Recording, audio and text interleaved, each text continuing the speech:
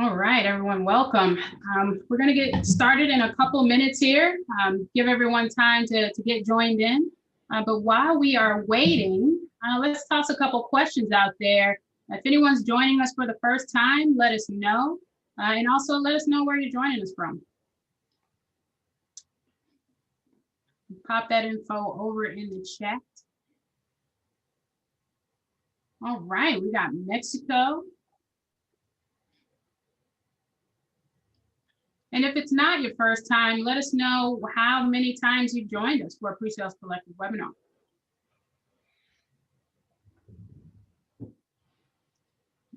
Denver. Oh, Jason Pope's a veteran, third or fourth time joining us. All right. Hey, generally, I'm in South Lake, so it's pretty close to Denton, where you are.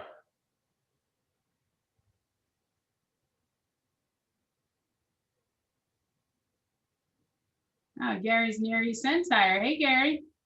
Kitchener-Waterloo area in Ontario. A big welcome to our first timers.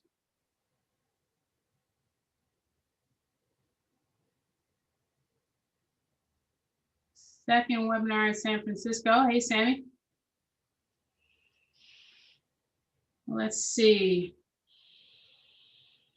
All right, it looks like the participant count has started to slow down. So we're gonna go ahead and kick this thing off. So, I mean, thanks so much for joining us today for this webinar with PreSales Collective.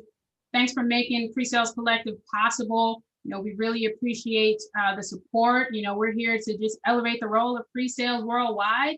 We want to recognize outstanding pre-sales practitioners, of course, and of course, also provide resources, knowledge, and network, right, to develop impact pre-sales careers, to get more of us out here, more unicorns in this army.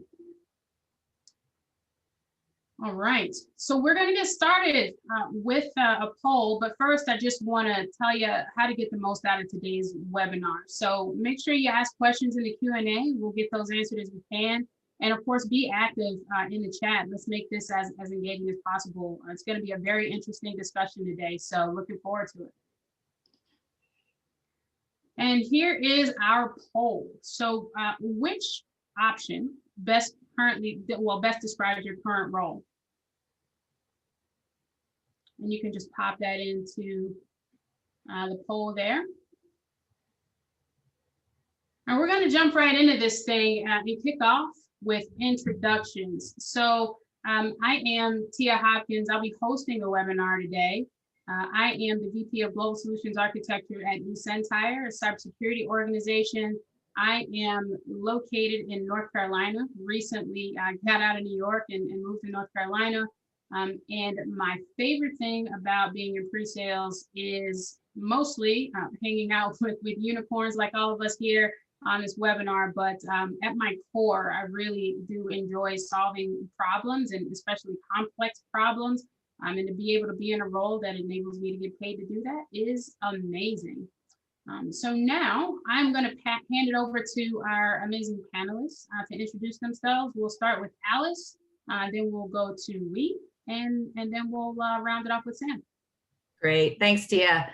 Hi, everyone. My name is Alice Wang, and I essentially built the Field CTO office at Snowflake, which essentially, if we think about it, is a technical overlay function for the pre-sales organization that is comprised of deep subject matter experts and hands-on practitioners for specific specialization areas. In this case, for Snowflake, it is specialization areas for the data cloud, but also for security, networking, IAM, encryption, data governance, et cetera, because this is going to be equally as important as more customers move their sensitive data into the cloud. I'm based in lovely San Francisco, and I'm really excited to be here today to share and exchange ideas, as I believe the best part of being a pre-sales professional is to help customers and prospects with essentially what I think about as understanding the art of the possible as it relates to, the product and platform that a customer is considering or evaluating to address their issues in order to drive their business forward. I'll hand the microphone over to you. Great, thank you. Yeah, welcome everybody. So my name is Uy Huynh. I lead a global pre-sales for Carbon Black within VMware. So it's a business unit. VMware acquired Carbon Black about a year and a half ago, and I was running the global technical solutions organization there, which is pre-sales, post-sales, customer success, architects, etc. Prior to that, I ran the Americas at McAfee, spent quite a bit of time there, about 16 plus years. And before that, I was at Foundstone as well too. So I've been in the security industry for a while. I've been in pre-sales for 20 plus years now. I'm based out in Dallas, but I have lived everywhere too. Just looking at some of the chats, I spent 30 years growing up in Denver. I spent 10 years in the Bay Area, and then now out in Dallas. And things I love best about being an SE, I guess, is that job's different every single day, right? It's never the same, and it's just a lot of fun looking at this particular career as just something that you never have to grow out of. I have SEs that just never want to do anything different, right? And they'll retire being in pre-sales, which is really fantastic to be able to see someone have such a long and fulfilling career ahead of them. Great, Sam. Awesome, thanks, Uy. Hi everyone, lovely to meet you all. Sam Parker here. I'm one of our lead solutions engineers here at OneTrust. For those of you unfamiliar with OneTrust is the fastest growing company in the Inc. 500, and we're one of the leading enterprise platforms for organizational trust. I specialize in our third-party management and our governance, risk, and compliance offerings. I lead our pre-sales product initiatives in the Americas, leading a team of solutions engineers across all the pre-sales initiatives for those two specialities within the OneTrust architecture. I have a counterpart I work very closely with, Chris Patterson, who runs our MEAS accounts. We have our APAC initiatives as well that we work and operate out of. I'm based out of Atlanta, despite the accent. I am from a small town in Australia, just outside of Sydney originally. Been in the States now for 10 years. Before OneTrust, I was at Ernst & Young. I have a compliance background before I came into this role in pre-sales with OneTrust. And of course, I'll ask the same question. My favorite thing about being in solutions engineering is I like the fact that we are really kind of the pivoting role, the pivoting team between technical writers and security teams, our product teams, our implementation groups, and of course our account executives and our sales folks on the sales side. So I really like being that cog that it brings those teams together. So a really, really special role that myself and my team really enjoy. So yeah. Awesome. Thanks to all of our lovely panelists. And with that, we're going to jump right in to the discussion. We're going to kick it off with a question that I'm going to ask all three of our panelists, and we can go in the same order as we did for introductions. So the question is, according to Fortune, concern about cyber threat is on the rise, and it's cited by 47% of CEOs, which is up from 35% last year. That made it the #2 concern of global CEOs after the pandemic, and the #1 concern of CEOs in North America and Europe. In your opinion, what impact will this have on our sales process as we know it today? Alice. Yeah, Tia, that's actually a great question and definitely top of mind for executive leadership teams and board of directors. When I think about this, because of the pandemic, right, companies have had to shift how their workforce really interacted with their business critical as well as mission critical applications, which meant that there was a surge in leveraging more and more cloud services, right? And because of this, more companies have had to really think about shifting a good portion of their sensitive data into cloud-based components. So I'm not just talking about back office systems, business intelligence applications, or other applications built or replatformed for the cloud. I'm obviously also talking about security, encryption, and identity components as well. And these components that are protecting the applications, right, in terms of that security, networking, and so on and so forth. So because of this, right, if we're going back to the crux of the question in terms of the sales process, because of this, there's really more scrutiny and due diligence, right, during the sales process around not only a vendor's product security features, right, but also the product security features and architecture, but also the vendor company security posture for how they handle and protect their customers' data as well. So don't get me wrong, it's not to say that companies didn't do this due diligence before, but I think there is definitely a more heightened awareness and more scrutiny to ensure that this process is thoroughly validated as part of the sales process. And that is where the impact is being felt, right? Instead of just sending across a SOC 2 Type 2 report as part of the sales process, now you actually have to have these security and networking and encryption related types of conversations, more so hopefully up front versus like all the way at the end of the buying process.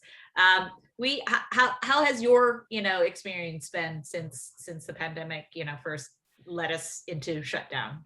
It's been crazy. Just a couple of words that I think as it relates to security is that I think there's too much. And it's also too complex. The average buyer now, I think, is just inundated with just too many vendors, too many messages, too many solutions, too many point products, too many of everything, right?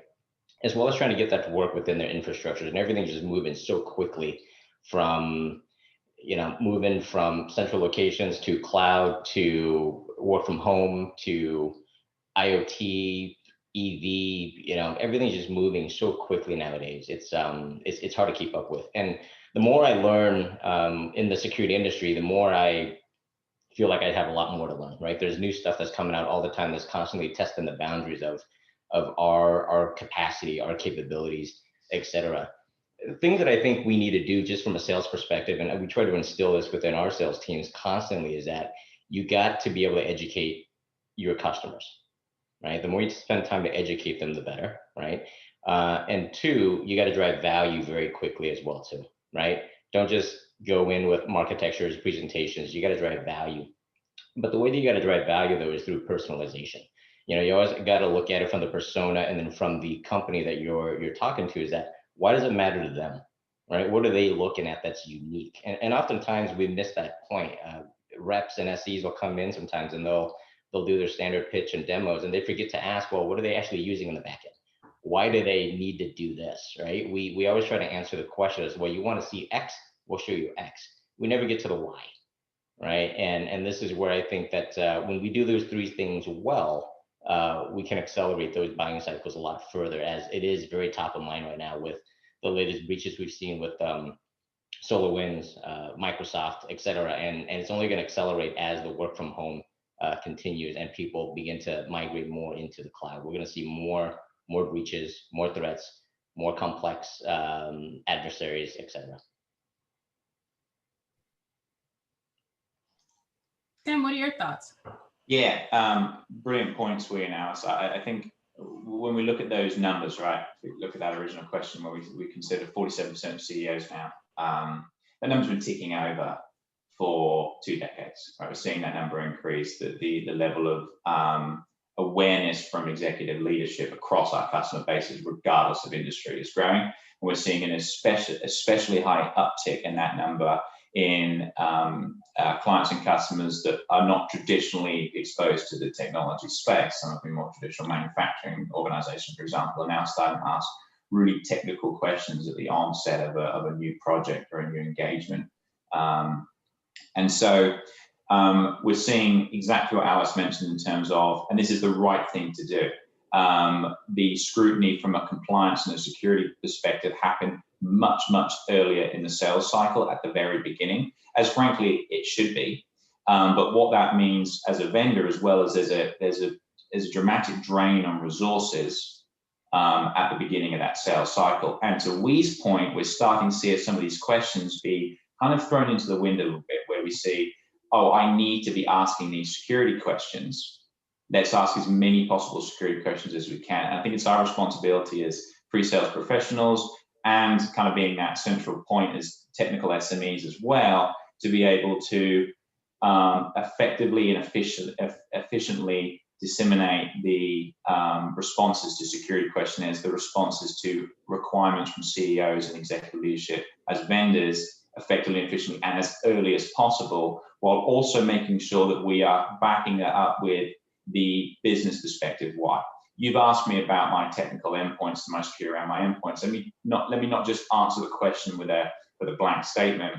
Let me, as a solutions engineer, a sales engineer, explain why it's important that OneTrust, whoever the vendor may be, has executed in this way and why it's an important particular KPI to you as an organization. This level of scrutiny as well is starting to become a lot more custom and specific to the organization. Gone are the days, Alice, you mentioned this.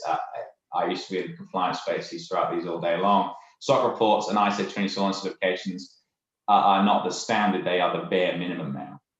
And it's not enough to just say, here's my SOC 2 report, here's my certification, we're good to go.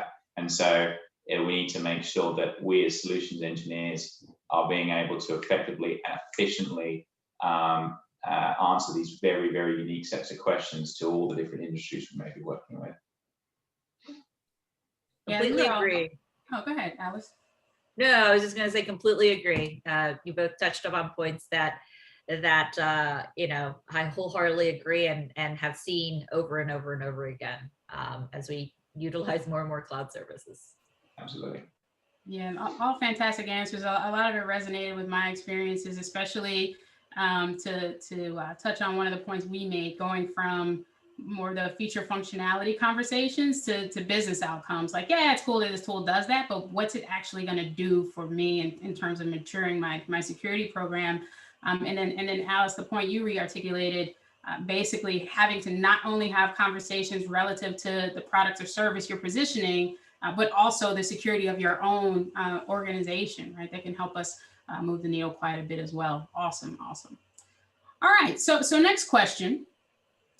For many companies, scaling the field CTO and senior technical resources is an immense challenge. Deals big and small require technical lead. So why is sales engineer becoming that critical piece of the buying journey? And we'll start with Alice on this one. Yeah, Tia, this is again another great question. When I think about the sales engineer, right? They are critical. They were, are, and will continue to be critical. Whichever other adverb you want to throw in there, they're going to continue to be critical as part of the customer buying journey, and more importantly now, the customer's consumption journey, right? Because the industry is morphing into that continuous life cycle. And I'm going to, obviously focus on consumption because in this day and age with Wall Street, that is the name of the game. But, SEs and AEs, right? But SEs are the front line for an account, right? Throughout their entire relationship with a vendor. From a scaling perspective, the SE have to be continuously enabled, right? Whether it's through training and awareness, whether it's through working with different accounts and understanding, different industry trends and things of that nature. But at least they have to be enabled for the initial few conversations with a customer in order to scale the technical aspects as it relates, to, a security conversation or things of that nature, right? So, I mean, if I were to think about how to summarize the answer for this one, Tia, SEs are critical, not only for articulating the art of the possible technically, right, and architecturally, but also to obtain the technical win, right? I mean, they are the critical component and the orchestration engine as it relates, to the technical and architectural aspects of the buying cycle. And then when I think about, scaling, right, that the technical resources at the end of the day, it is about really ensuring that your frontline person, right, that SE can manage a good chunk of the conversation as part of the buying cycle or the consumption life cycle, and only be able to escalate or only need to escalate in order to pull in a field CTO or a more senior level technical resource in order to go deeper into very specific areas. This obviously has nuances in terms of what product are you trying to sell, right? As well as the type of data that you have in this product, right? All of those things are part and parcel of having the conversation of scaling of that technical aspect of the conversation of the buying journey. And to Uy's point, back in the first question, Tia, it is about understanding, why these customers are asking these conversations. Are they asking similar questions in a particular industry vertical? Are they asking similar questions just in the first couple of conversations? And if so, that is something that you should definitely think about in order to wrap that up, right, into an enablement session or some sort of FAQ to then basically give to your SEs in order to scale that technical knowledge that you need to have that SE know. And then that way, you only bring in those field CTOs or the technical resources to augment your SE at the end of the day. Hopefully that resonates here with the other panelists. Uy, your thoughts? Yeah, no, I mean, all spot on. We need to come to the table with all those different those areas of knowledge, right? Getting the technical wins, being able to leverage all your resources. At the end of the day, though, I think a lot of customers, they don't enjoy evaluating technologies. They really don't. They just want it to work. And they want it to work as simply and as quickly as possible, right? So that goes back to the value that I was talking about. What I always try to get my SEs to be able to do, though, is that, they're looking at 2 or 3 different vendors at the same time for any project. The one that operationalizes our solutions the quickest usually is the winner, right? So where I try to lead my sales organization is that you got to make the customer the hero. You got to make the technical buyer the hero, and then you got to make the budget or the procurement person the hero as well too. So one, on the commercial side, that's one thing, right? If they're saving a bunch of money, they're getting a great deal, great, they're the hero. From the technical perspective though, right? The thing that I try to instill in my teams too is, how do you get them to go home early, right? How do you make it so that our solution is so easy? You're spending time, you're saying, what's the problem you're trying to solve? And you show them how we do that, and you get them to operationalize even within a demo or a proof of concept, not in production, but try to force our way into, let's get into a use case that they need, that'll make their lives easier, that'll also make them look like the hero up to their management or to their organization. And when you do that, they're going to start using it that way, and they're not going to want to give it back. All right. So the sooner we can operationalize our solution, that's proven that value out to them, right? And that's where we're going to really scale, and why SEs are just a critical part of that buying journey. If we go in and just do our technical dog and pony like we always do, what's the difference between company A and company B? All the pre-sales, everything out there is starting to sound the same, right? So you gotta find value in other ways. So, Tia. Yeah, all fantastic points. And back to Alex, you mentioned enablement. That is a very important yet tricky topic, right, with an SE team, because the question becomes, how broad do you go versus deep, and where do you focus when you go deep, and how deep do you go, and what's the line between the SE team and product? And the reality is, I think, most SEs can handle whatever knowledge they're given and driving value out of that, right, with the customers that they talk to. But I think, again, the challenge is where do we draw the line, et cetera. And there's so much information out there, but it is critically important in order to be able to scale for SEs to be able to take on more and have more business conversations and drive outcomes and things of that nature. So yeah, all fantastic points. Sam, do you want to add anything on that before we move on? Yeah, just I completely agree with the comments being made, of course.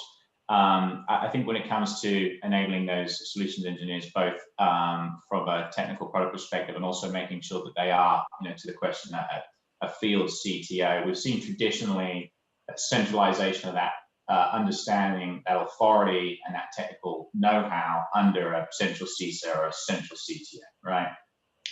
It's really important to be able to, as a solutions engineer, one, know your audience, understand who we're speaking to, because we don't need to get to that level of technical know-how to every single audience member that we're discussing a solution or a product with. And two, being able to very quickly and effectively articulate all of the knowledge base that you have from your technical writers, from your product team, from your security team, and your sales cycle team. And being able to centralize that into one source of truth, and for me, being able to automatically pull from our central base of knowledge and question responses and the way that the product works from a security perspective and a business perspective is critical to enable me as an SE and to enable my team as SEs. So making sure that we have, again, the correct, understanding the correct audience and what we're disseminating to them, and also making sure that I can have a place to go to quickly identify anything that I may not know, and being able to execute on that from the technical providers and from that product team. Yeah, I fully agree. Thank you, Sam.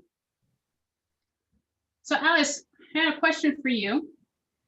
On a number of pre-sales collective events, we've referenced the concept of creating unicorns, and I keep saying unicorns here today, of our pre-sales professionals, because the job description, quite frankly, just gets larger and larger, or it doesn't actually change, but the responsibilities change.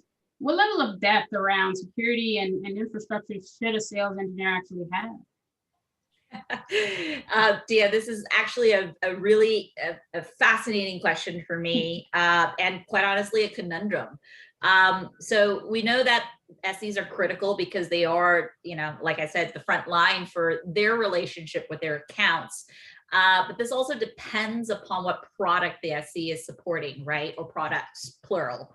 Whether they support a portfolio or things of that nature, and how much critical sensitive data does that product house. So if it's a security product, right, then my assumption here, based on kind of my observations throughout my professional career, is that the SC technically should ideally be able to handle 70 to 80% of the buying journey. That's obviously, not an exact science, but again, this is based on the fact that if you're selling a security product, right, then you should know what is the business value, as well as the technical and architectural pieces of what it means to insert a security component into, a CISO's information security posture, right?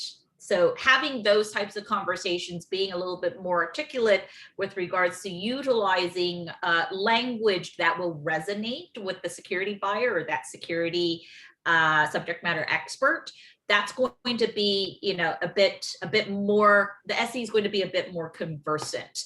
But if it's a non-security product, right, like a data cloud, but if it's a non-security product, then the SE profile that you are typically hiring for is not going to typically have a security background, right? And so in those cases, I would say that the level of depth that these SEs should have should ideally cover 50 to 60% of the buying journey with continuous enablement, right? Or at least if you think about it, that initial first few security and compliance related conversations. Again, going back to what are the typical questions that always come up, right? During the first conversation, during the second conversation that an SE has with a prospect or a customer, or are there repetitive questions that come up in accounts within a particular industry vertical, right?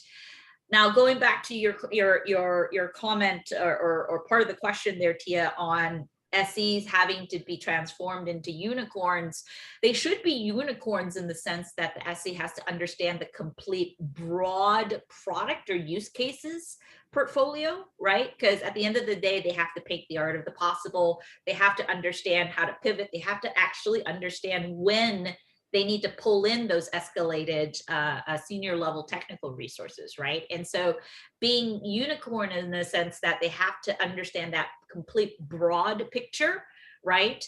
But the depth, again, goes back to what is it that you are supporting? What is the product that you're supporting? Because I, for one, do not expect a business intelligence, SE to be able to talk through, encryption level schemes in order to understand how data is protected at rest, right? Things of that nature.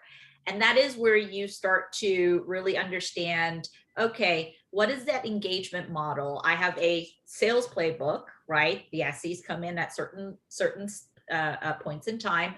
And then I pull in my field CTOs, right? Or my security field CTOs, or whichever, overlay function that I need to bring in order to accelerate the sales cycle or unblock any type of technical or architectural hurdle. So that's the process in and of itself. But the more important thing, right, and I touched upon this in my previous answer, Tia, is enablement, right? So Snowflake has invested quite a lot, right? They're really, really good at investing in their SEs in terms of investing how they go about training and enabling their SEs to have, not only the very, very broad conversation, but also the security, networking, and compliance related types of conversations. But they're never going to be security experts, right? I do not expect my SE that I work closely with to be able to go toe to toe with a CISO or a senior security architect at a customer. That's just setting the SE up for failure, right? But it is about enablement. It is about continuing to understand what are the questions or the groupings of questions that are repetitive, that can be turned into enablement material, that can be turned into an FAQ, put that in the hands of the SE, right, in order to push that knowledge back out into the field so that it can then be pushed back out to the customers and partners themselves. And that is essentially how, one would really think about at what depth or at what level an SE should go into in a topic area that they're not really very much comfortable and used to articulating. Hopefully that resonates, Tia. Yeah, absolutely. And I like how you sort of broke it down between, okay, if it's an SE selling a security product versus not, it's kind of different in terms of, realistic expectations. I think I take for granted a bit being in the cybersecurity space that, yeah, these conversations actually come up for SEs that aren't there to talk about these things. So yeah, that was really eye-opening for me. And I do have a bit of a follow-up question, because when you do get to the point where you're bringing in additional, resources to keep the deal moving, like, solution architects, maybe becoming a popular overlay for more of a deep dive with customers, maybe specifically on the ins and outs of security. So when we start to bring in all these additional resources or folks with different roles, how do we ensure trust at the center of what we are actually doing in the sales process? Well, trust, I think, it is defined slightly differently across different audiences, I think is what I will say first. But going back to what we had indicated in his first or second question, is it really is about business value, right? Because again, if you are looking at a security product, or if you as a customer are looking at a security product or a non-security product, it really is about making that buyer or that champion of yours successful and really understanding why is it that they are talking to you, right? So whether it's security related or not, right? That is at the crux of this, the situation as to how do I, articulate the fact that this relationship is going to make that customer successful at the end of the day, right? Because they have a day job, right? They're trying to do what's best for them, for the company.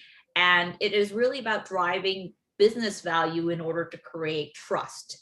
But trust also means that you are as transparent as possible without giving away intellectual property, of course, right? Because then that gives away competitive advantage.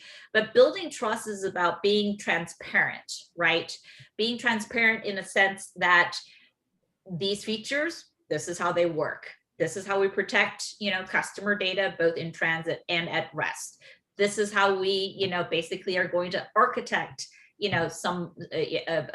architect a solution because we've seen it done successfully, both deployed and being fully operationalized in a production setting at these other companies that are within your industry, right? So really equipping the SEs, right, to be able to articulate and have those types of conversations in order to drive value, to create trust, I think is the most simplistic and most straightforward way possible, at least in my head, in terms of how I think about pulling in these overlay functions, right? Because ultimately it's very expensive if you pull in multiple overlays. It just is, right? And so if we think about the customer lifetime value of how we acquire a customer as well as how we retain that customer, right?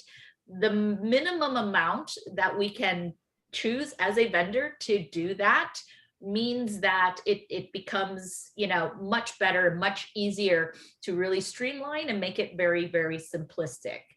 Now, obviously, if we don't need to do a POC and if we don't need to do a demo and we just walk through, you know, architecture, that is obviously the easiest way to sell a product and the most effective and efficient way, right? Because you don't have to go through all of these stages and all of these gates.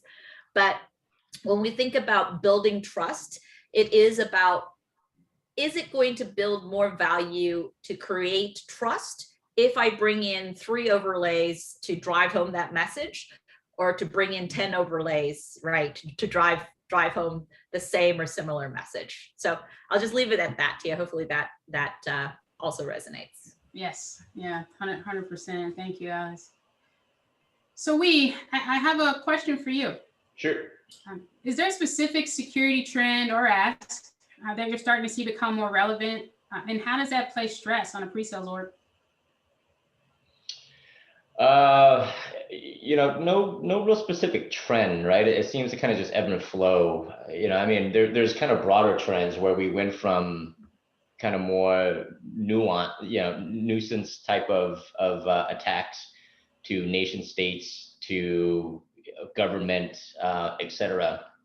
The one trend that scares the hell out of me though is the security breaches now are moving to be kinetic, right? Before they were more financial, or you denial of service attack. Yeah, it's you take down someone's website, they can't access something. It's a pain, but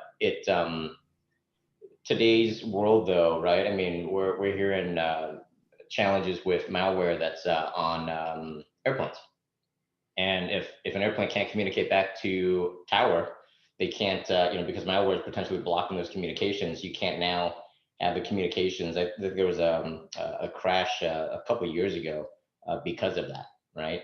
There was the Stuxnet attack was for nuclear plants, right? And if that wasn't potentially stopped in time, think about the catastrophic challenges that could have happened from there.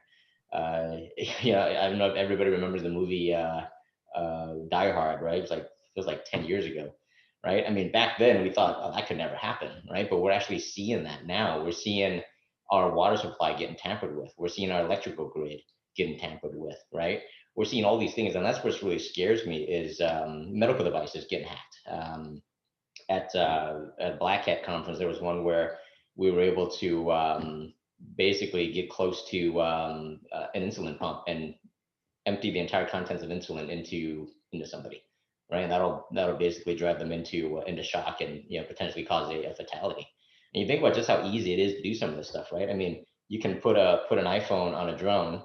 The iPhone could have all your hacking tools, fly the drone up to a hospital window, scan a hospital, right? Figure out where these potential IoT or vulnerable medical devices are, run a couple of scripts, boom, right? You think about all the EV vehicles coming out right now, right? They're all running on Bluetooth, Wi-Fi, etc. Drive right up to one, disable the brakes, hit the accelerator, right? We all heard the joke where, you go out to your garage, start up your Tesla, right? Ransomware is on there saying, hey, if you want to go to work, pay me $500 in Bitcoin, right? Your car will start, right? So these things is what really worries me. Is the trend is that it's just, it can now impact human lives, right? And that's what scares us as well too, in terms of we got to make sure that we are constantly just evolving our technologies so that we can get ahead of these more worrisome trends.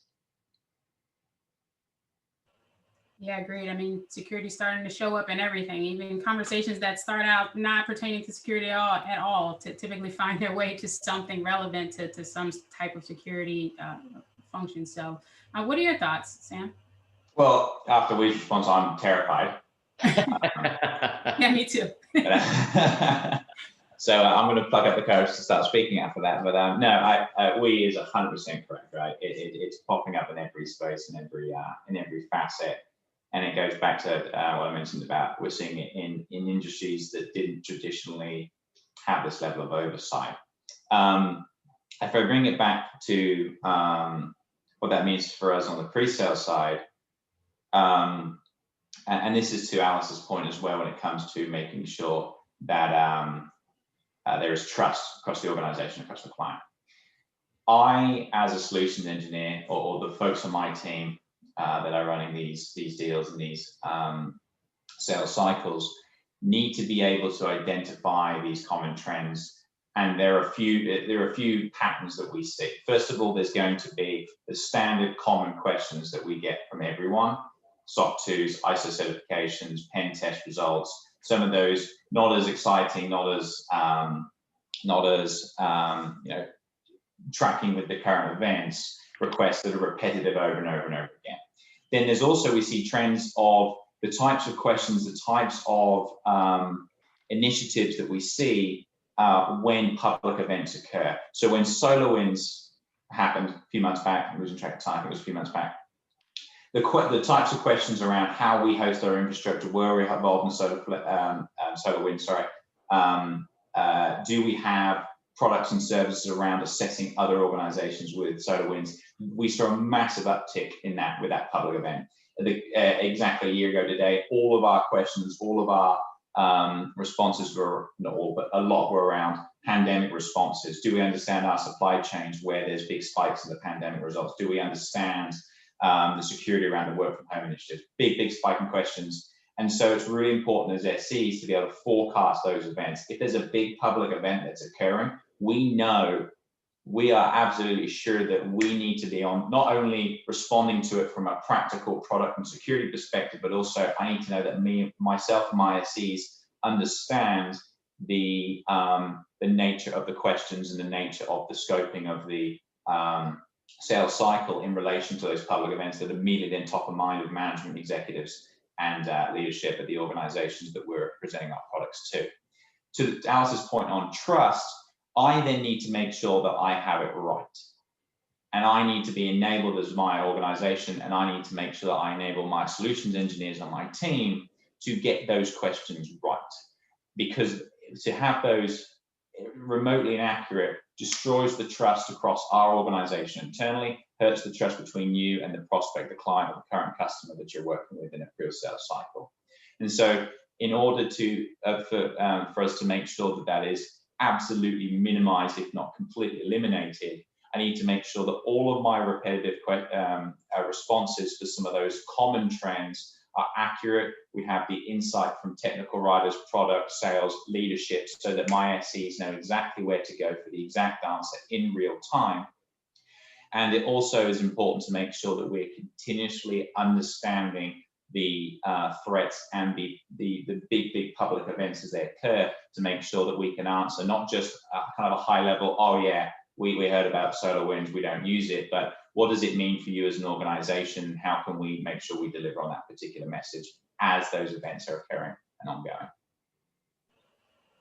Yeah, I agree. And another angle to that is, as non-security resources are following big events and the messaging around how they happened and how it could have been prevented and who's involved, that can help scale up as well, right? Because I think as SEs, we're naturally curious and we'll just start to dig into those things. And that's a great way to learn also. So, all right, we're going to get to Q&A soon. I do want to position one more question to the panel, and this one's going to be for Uy and Sam. Is there a perspective on how SE should handle security questionnaires and RFPs? Should they?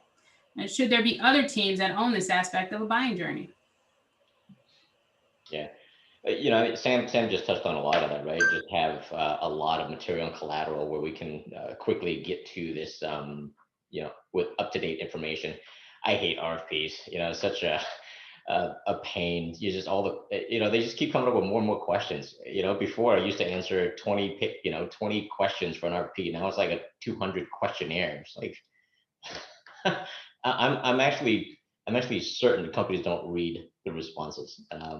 But but RFPs, it's a necessary evil in what we do, right? And it's a team sport. There has to be an RFP desk. SEs, there's too many versions, too many release notes, too many things that are changing all the time. And SEs sometimes don't have access to all of that, right? There's got to be a repository of version control, most up-to-date answers, right? Accurate answers and things like that. So common questions and things like that are not technical. There has to be a team that owns that, manages it, identifies who the responsible parties are, and sets those timelines and be able to go chase and get those back as well too, right? The one thing that I do want to stress though is that the very best SEs, they need to answer these like job interviews, right? And sometimes we don't do that. It's a 200-page, 200 question questionnaire. Do you do this? Yes. Do you do this? No. It's our chance to shine, right? And if it's a large opportunity, those answers aren't acceptable, right? No, we don't do that. However, right, we take a different approach. Here's how we approach it that could give you the same type of benefit, but we don't do it this way, right? Or yes, we do it. And here's why it's differentiated. Here's why it's better than what we feel our competitors offer, right? You always got to be able to expand on this. Yes, it's very time consuming, but it's a job interview. It's our foot in the door to be able to get to the next phase. Because otherwise, if you don't even make it past that first phase, guess what? You're out for 3 years, 5 years, right? So we got to take it seriously, and we got to make sure we put our best foot forward. Yeah, no, I mean, you hit the nail on the head. I mean, I feel like there's really two parts to this, right? And that is, with RFPs, there's going to be a lot of repetition in the types of questions you get with an RFP. RFPs are big, they're bulky, they are, I mean, we hit on the sentiment, a lot of people that are in pre-sales, when you get those big RFPs, massive, long questions, they're a drain of resources in there. And I think that's common across all markets.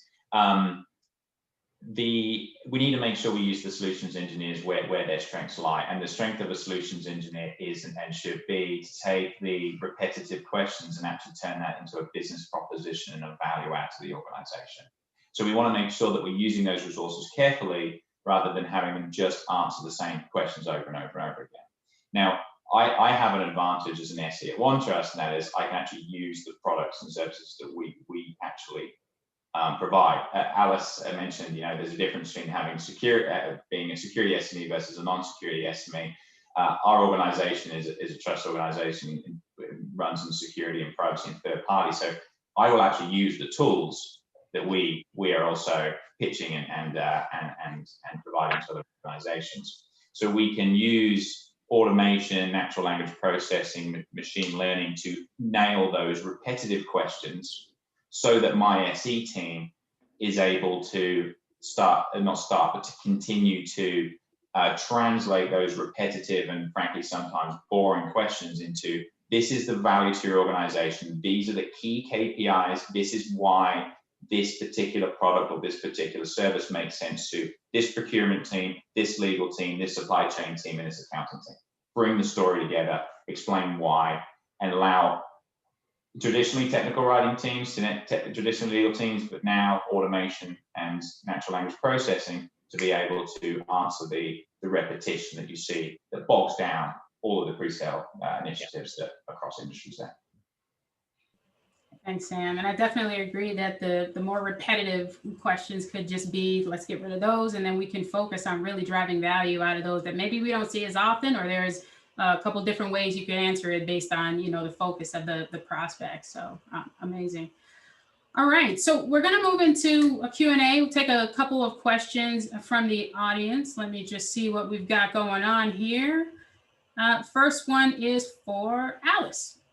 Alice, what do you have to say to people who believe the pre-sales role should be more business savvy and less technical? I think there's always a good balance, right? Because the fact is that you can have you can have a principal level SE that really delves and is a subject matter expert in an industry vertical that drives a business value conversation. But you can also have, you know, a principal SE that purely wants to focus on the technical and architectural aspects. I think there is definitely a really good balance there that, you know, it depends upon the organization. It depends upon, you know, the career path that they want to build for the SEs themselves. And then also obviously the product as well that they're supporting.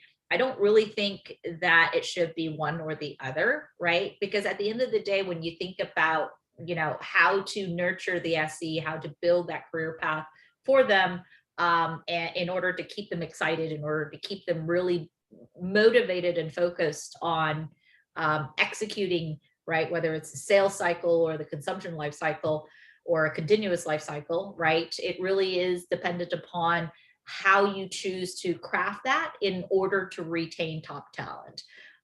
That's kind of my perspective, Tia. But I think it's a skill that every SE should aspire to have, right? And one of the things that make SEs really tough to hire is that you got to have both. You got to have the relationship savvy, and then you got to have the technical acumen, right? You know, if you're with somebody that just wants to stump the chump, don't talk business, right? Just go toe to toe with them, right? I answer every single question, show you how this works, right? But now you're sitting with a CISO. He wants to actually understand value. You can now raise that, right? It's just like anybody. You know, you got to understand who the persona is you're selling to, and then, you know, up level or have the appropriate discussion with the right technical depth or the appropriate business conversations as well too, depending on who the recipient is. Agreed. Yeah, 100%. You got some applause from the attendees on that one, Uy. All right, I have a question for you, Uy. How do we scale tribal knowledge? This is a good one. I'm interested in your answer on this. And how do we support those who are unfamiliar with things like, say, GDPR and other security protocols that they come up within a sales process? Yeah, scaling tribal knowledge, right? That's an oxymoron. And tribal knowledge is exactly that, right? It's tribal for a reason. You know, I've been in security for 20 plus years, right? So I've seen kind of very first distributed denial of service attack, you know, through where we're at right now. And I think where we're failing too is because of Slack and all the communication tools we have available today.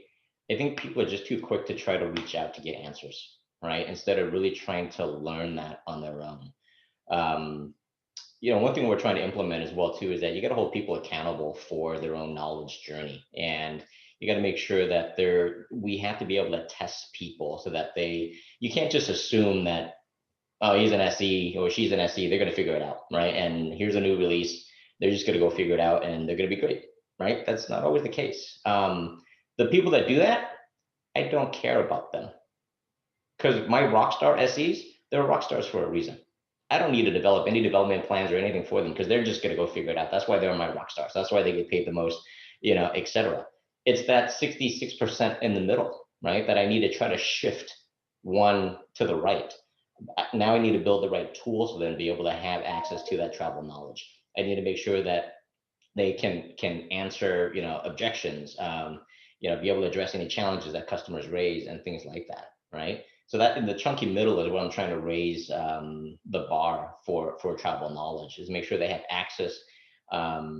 You know, so we built Slack channels as well too, where people can ask questions, where we have you know, other SEs, right, that try to fulfill that type of mentorship within the organization. And you see the exact same thing, that the people that are typically answering these questions are my top SEs, right? We don't go out of our way to enable them. They just figure it out, right? And then now they share their wealth down into the rest of the org. That's what you expect of your top SEs, though, right? Exactly. Yeah. I mean, you know, the whole concept of the 80-20 rule, I think, is super important here. Top 10%, obviously, your rockstar SEs, and the other bottom 10% is the one that you're, trying to coach out of the organization. And so you have your 80% there that you do have to figure out how to shift them over to the right. And I think, you bring up some really, really good points in terms of the fact that tribal knowledge to me, I mean, I do, Tia, in terms of that moniker, it's really what is in those top performing SEs or thought leaders, right? What is in their head? And then how do you translate it down onto paper, right? Because that, we're talking about scaling, we're talking about overlays, we're talking about bringing in subject matter experts in order to ensure that the sales cycle continues onwards, right? All of those things translate into essentially having your top performers, all of that knowledge inside their brain based on their customer and partner facing interactions, based on their interactions with product, right? And support and professional services, et cetera, and being able to really want to, one, articulate it down on paper, but more importantly, to be able to then, utilize and create a multiplier effect by being teachers and being mentors for the other 80% who just need a little bit of help, right, to be able to shift them over to the right. Yeah, 100%. And you touch on a really interesting point that SEs in general are uniquely positioned within an organization to touch all those areas and absorb all that information that at the end of the day does become critical to the sales process as well. So I want to thank the panel again. This has been fantastic. We're going to move to wrap things up. We're going to start out with a poll. Let us know how we did today.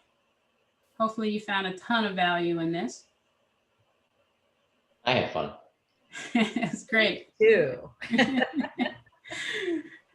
We want to thank OneTrust for sponsoring today's webinar. OneTrust is the #1 most widely used platform to manage third-party risk and operationalizes in a number of security and compliance laws and frameworks. Great to see an Atlanta headquartered company.